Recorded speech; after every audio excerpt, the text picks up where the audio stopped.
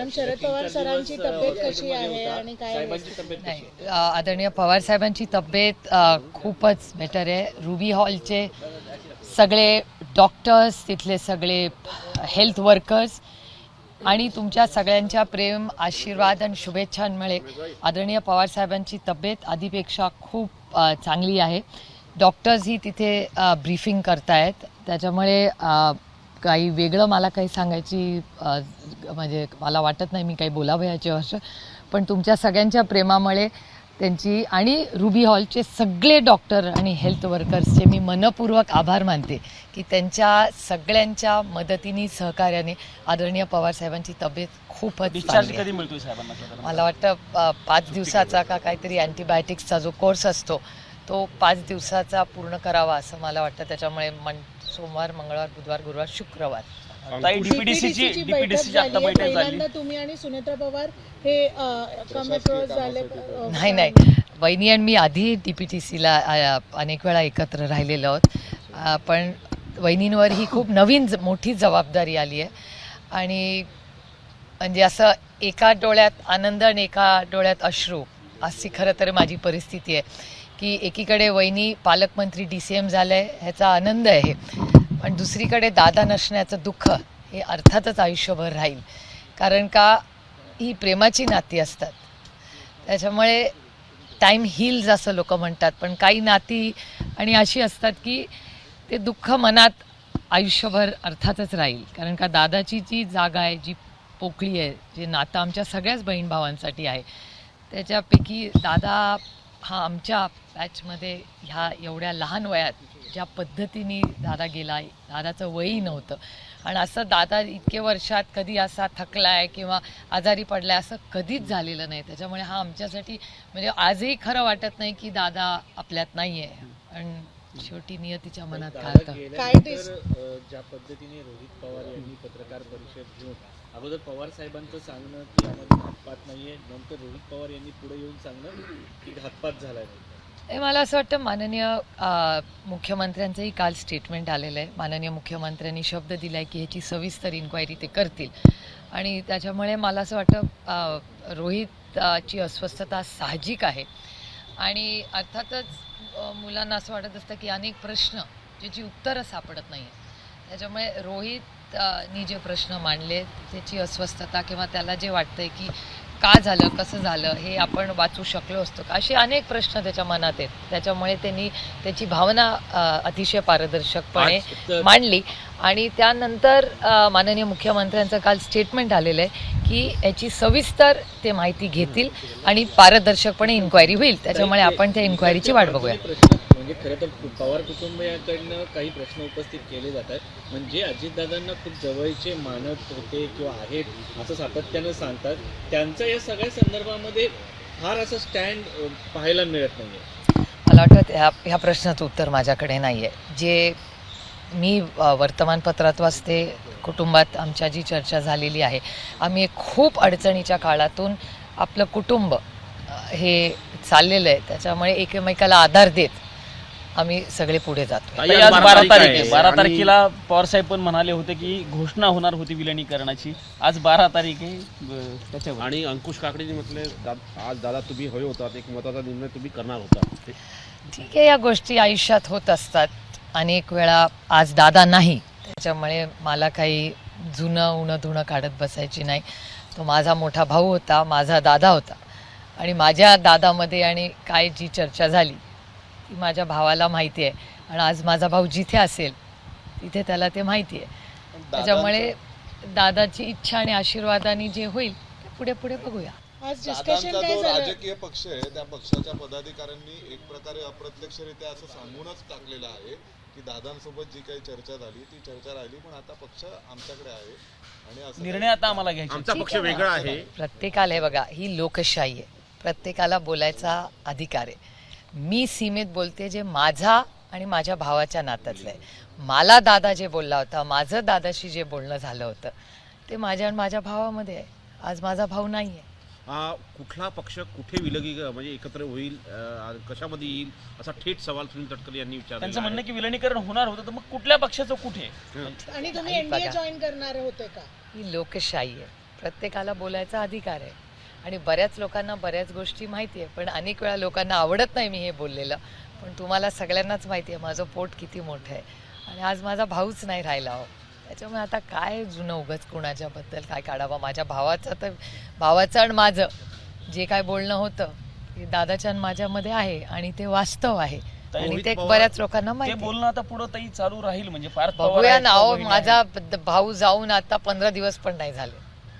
आम्हाला त्या शॉक मधून बाहेर तर येऊ आहेत. ताई तुम्ही म्हणताय त्यांचं तर तुम्ही म्हणणं शॉक असं मधनं आहे बाहेर की अजून आलेले दादा नाही. गेले, दादाच्या गेल्या त्याच दिवशी यांनी विलिनीकरणाची चर्चा सुरू केली होती. मग तुमच्या हे पक्षात बघा, ही लोकशाही आहे, त्यांना बोलायचा पूर्ण अधिकार आहे. रोहित पवार म्हणताय की एक पूर्व विदर्भातला नेता काही फाईल घेऊन थांबलेला होता, त्याच्यामुळे त्यांना कारणी दादांना कारणी न जाता विमानानं जावं लागलं. तो एक मोठा संशय ते व्यक्त करतायत. त्याची तुमच्याकडे काही माहिती आहे का? नाही, मला त्याची माहिती नाही, पण मी माहिती जरूर घेऊन तुम्हाला सांगेन. मिशाईंची भेट घेण्यासाठी काही हो, काल रोहित पवार इथेच होते आणि त्यांनी सिव्हिल एव्हिएशन मिनिस्टर आणि अमित शहाजींची वेळ मागितली होती. मी त्यांनाही विनंती केली होती, पण काल मला पण यायला थोडासा उशीर झाला, मला संध्याकाळ झाली. त्याच्यामुळे काल मी ईमेलही केला होता त्यांच्या ऑफिसला की रोहितची इच्छा होती की त्या दोघांनाही जाऊन विनंती करावी ह्या सगळ्याची. पण आज रोहित आता मुंबईला का पुण्याला गेलेला आहे, त्यामुळे परत तो दिल्लीला येईल तेव्हा परत मी विनंती करेन. अमित शहा आणि नरेंद्र मोदींनी आणि इतर सर्व नेत्यांनी कुटुंब म्हणून काय भावना व्यक्त केल्या तुमच्यासोबत? नाही, एक तर माननीय मोदीजींचे फोनही आलेले आहेत. आदरणीय पवार साहेब जेव्हा हॉस्पिटलमध्ये होते तेव्हाही मोदीजींचा, सोनियाजींचा, राजनाथ सिंगजींचा, राहुलजी, प्रियांकाजी, म्हणजे ओमर अब्दुल्ला, अनेक आदरणीय पवार साहेबांवर प्रेम करणारे अनेक लोकांच्या शुभेच्छा आणि गेट वेल सूनचे फोन आले. आणि माननीय प्रधानमंत्रीजी, राजनाथ सिंगजी, सोनियाजी असतील, या सगळ्यांचे मी मनपूर्वक आभार मानते की या सगळ्या काळामध्ये त्या म्हणजे मग दादाच्या वेळीच असेल, त्यानंतर गेल्या 2-3 दिवसात आदरणीय पवारसाहेब हॉस्पिटलमध्ये असताना ज्या पद्धतीने त्या सगळ्यांनीच आणि तुमच्यासारख्या असंख्य आदरणीय पवारसाहेब आणि पवार कुटुंबावर प्रेम करणाऱ्या तमाम महाराष्ट्रातल्या आणि देशातल्या अनेक लोकांनी जी साथ आम्हाला दिली त्याबद्दल मी मनापासून आभार मानते. मॅम, एक महत्त्वाचा प्रश्न आहे महाराष्ट्रातून. महाराष्ट्रात टीडीआरची खैरात देण्यात आली आहे. पिंपरी चिंचवडमध्ये 304 दिवसात 58 क्रोजला 213 क्रोज जे करण्यात आले आणि त्यात चंद्रशेखर बावनकुळे हे जे महाराष्ट्राचे मंत्री आहेत त्यांच्यावरती आरोप आहेत आणि त्यांचं कुठे ना कुठे इन्व्हॉल्वमेंट आहे. नाही, तशी काय परिस्थिती असेल तर जरूर मला माहिती द्या. मी माननीय मुख्यमंत्र्यांना नक्की त्याच्याकडून माहिती काढून माननीय मुख्यमंत्र्यांनाच आपण विनंती करू की काय बातमी आहे आणि माझा विश्वास आहे की पारदर्शकपणे माननीय मुख्यमंत्री याचं उत्तर देतील. ताई, रेवती ताईंच्या लग्नाची घोषणा इंस्टाग्राम पोस्ट करून आपण केलेली आहे. मुख्यमंत्र्यांनी मध्यस्थी केली अशी एक चर्चा आहे. नेमकं नाही, खरं तर गेले अनेक महिने ही चर्चा चालली होती. रेवती आणि सारंग हे गेले जवळपास वर्षभर एकमेकाला ओळखतात आणि माझं भाग्य आहे की माझे सगळेच भाऊ, म्हणजे मला 6 भाऊ आहेत, त्या 6ही भावांनी या नात्याला आशीर्वाद दिलेला आहे. त्यामुळे मी माझं भाग्य समते की दादा असतानाच हे लग्न ठरलं होतं. खरं तर दुर्दैव हे दादा आमच्यातून 28 तारखेलाच गेला, नाही तर ही अनाऊन्समेंट सगळी फॅमिलीच 30 तारखेला करणार होती.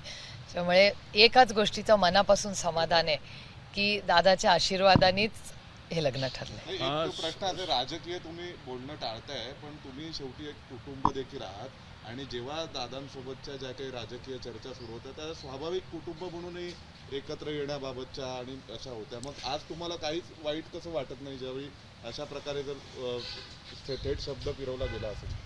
लोकशाही आहे, प्रत्येकाला बोलायचा अधिकार आहे आणि मी तुम्हाला आधीही म्हणले की आमची सगळी चर्चा ही दादाच बरोबर झाली होती आणि अनेक लोकांना ती माहिती होती. पण आता उणीधुणी कशाला काढायची, आता दादाच नाही राहिला तर आता कशाला, आणि आम्ही त्या दुःखातूनच असून बाहेरही पडलेलो नाही हो. त्याच्यामुळे हे सगळे विषय आता कुठे काढत बसायचे. आणि मला असं वाटतं की आज देशासमोरही म्हणजे एकीकडे आमचं फॅमिलीचं आम्हाला दुःख आणि दुसरीकडे राज्यासमोर, देशासमोर तुमच्याच चॅनलवरही तुम्ही सगळे रेग्युलर रिपोर्टिंग करतायत की राज्यात खूप आत्महत्या वाढलेल्या आहेत.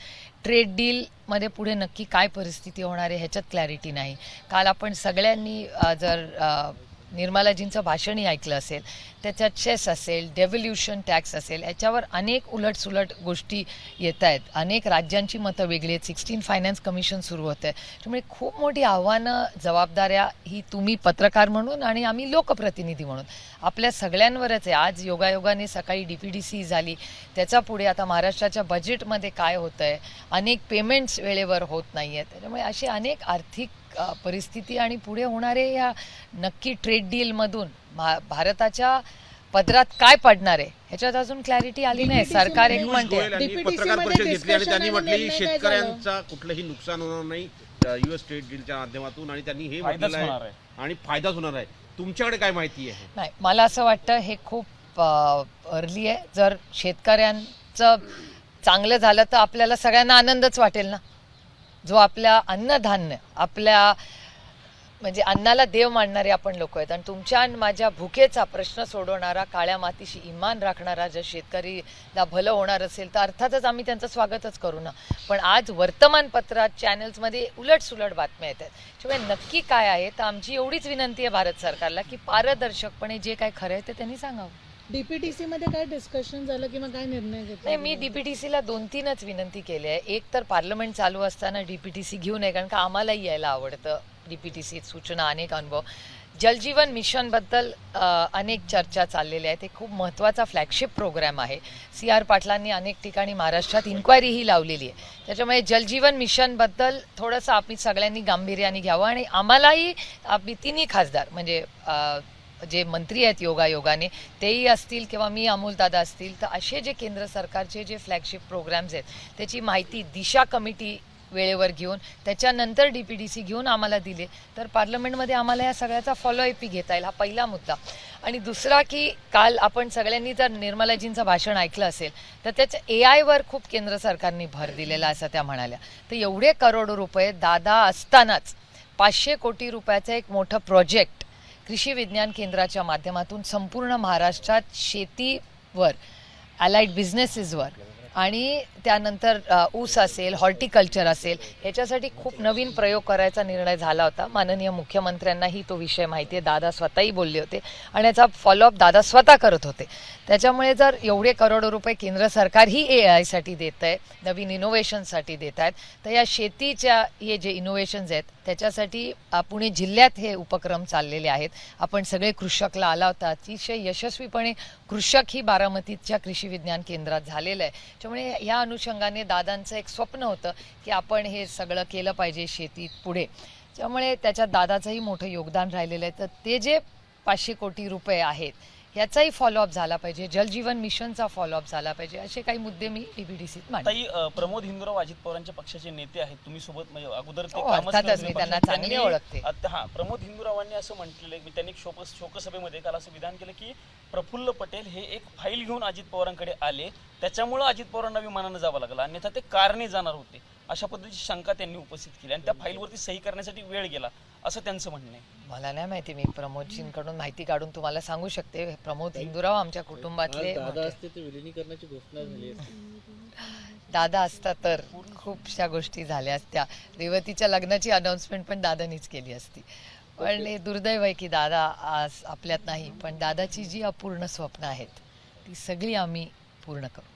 एक प्रश्न थोडा वेगळा आहे. नेवासा तालुक्यातून एक सकारात्मक बातमी आली की जातमुक्त गावाची घोषणा केली. गावात चांगली गोष्ट आहे. जातींवरून भेद केला जाणार नाही. नाही, हा पुरोगामी विचारांचा महाराष्ट्र आहे, शाहू फुले आंबेडकरांचा महाराष्ट्र आहे, छत्रपतींचा महाराष्ट्र आहे. त्यामुळे त्याच्यात ह्या नेहमीच देशाला जेव्हा सामाजिक परिवर्तन झालं महाराष्ट्र नेहमी पुढे राहिलेला आहे. माझा विश्वास आहे की आजही तुमचा आणि माझा महाराष्ट्र, आपला महाराष्ट्र हा नेहमी सामाजिक परिवर्तनात, विकासामध्ये नेहमी देशात एक काहीतरी नवीन दिशा द्यायचं काम आपले नागरिक नक्कीच तर एक करतात. शेवटचा थँक्यू. प्रश्न, उपमुख्यमंत्री झाल्या सुनेत्रा पवार, घाई झाली वगैरे अशा स्वरूपाचे जे खूप चर्चा आहेत. चर्चा झाल्या. अरे लोक बोलत राहतात. मला असं वाटतं इथून पुढे दादाची जी अपूर्ण स्वप्न आहेत ती पूर्ण करण्याची नैतिक जबाबदारी ही आज आपल्या सगळ्यांवर आहे. काही विरोधी पक्षाला सभागृहात बोलू दिलं जात नाही असं सातत्यानं चित्र किंवा असा आरोपही होतो.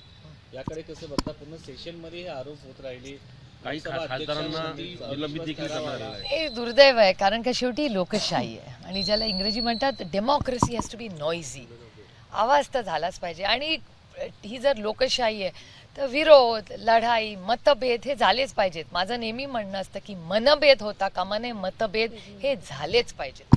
त्यामुळे या ज्या पद्धतीने निलंबन झालं किंवा टोकाची भूमिका घेण्यात आली ही दुर्दैवी आहे. कारण का लोकशाहीमध्ये सगळ्यांनी बोललं पाहिजे, म्हणूनच तर ती लोकशाही आहे. गाईज तुम्हाला काय जायचं मॅम, ऑपरेशन खैरात झी 24 तासने जे काढलं तुम्ही आता सांगितलंय डिटेल्स द्यायला, पण TDRच्या संदर्भात ज्या प्रकाराने चंद्रशेखर बावनकुळे यांच्यावरती आरोप केले गेलेत आणि कार्यकर्त्यांना किरपाती मिळाली आहे की 304 दिवसात मी ह्या सगळ्याची माहिती घेईन आणि मला असं वाटतं मला विचारायच्या ऐवजी हे माननीय मुख्यमंत्र्यांकडूनच आपण क्लॅरिफिकेशन मागूया आवाज काय कुठे हा परिस्थिती. मुद्दा उचलला जाणार का? कारण की ऍट द एंड हे महाराष्ट्राचं हे नाही आहे. नाही, अर्थातच जर कुठलाही गैरव्यवहार महाराष्ट्रात नाही देशात कुठेही झाला तर त्याच्या विरोधात आमची नैतिक जबाबदारी आहे की त्याच्या विरोधात आम्ही बोललंच पाहिजे. थँक्यू. थँक्यू. एबीपी माझा, उघडा डोळे बघा नीट.